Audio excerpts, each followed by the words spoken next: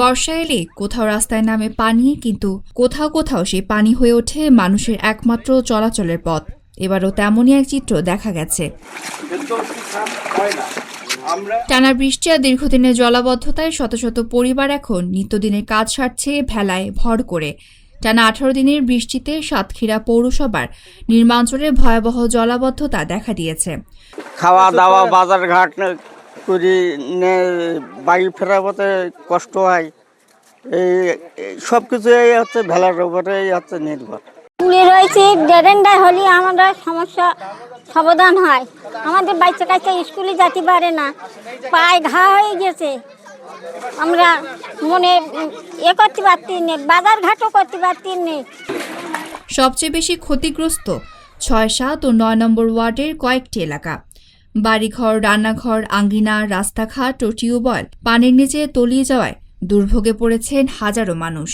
সুপেয় পানির সংকটের পাশাপাশি ভেঙে পড়েছে স্যানিটেশন ব্যবস্থাও। RICL TMX, যুগের পর যুগ স্থাপনা থাকে মজবুত। স্থানীয়দের অভিযোগ, পানি নিষ্কাশনের কার্যকর ব্যবস্থা না থাকায় অনেক পরিবার এখন ভেলা ছাড়া চলাচলই করতে পারছে না। বাজার করা, গবাদি পশুর খাবার আনা, এমনকি শিশুদের স্কুলে নেওয়ার মতো কাজও হচ্ছে ভেলায়। অনেকের শৌচাগার পানির নিচে তলিয়ে যাওয়ায় নারী ও শিশুরাই সবচেয়ে বেশি ভোগান্তিতে পড়েছেন। আগামী 6 থেকে 7 মাস পর্যন্ত এইভাবে পানিবন্দী অবস্থায় থাকতে হয়। এখানে মহিলাদেরকে বাথরুম, এখানে যতগুলো বাথরুম আছে ম্যাক্সিমাম প্রায় 150 পরিবার আছে, 100 পরিবারের বাথরুমে এখন পানির নিচে ভর্তি। আবহাওয়া অধিদপ্তর জানিয়েছে 1 জুলাই থেকে 18 জুলাই সকাল পর্যন্ত জেলায় 476 মিলিমিটার বৃষ্টিপাত রেকর্ড হয়েছে।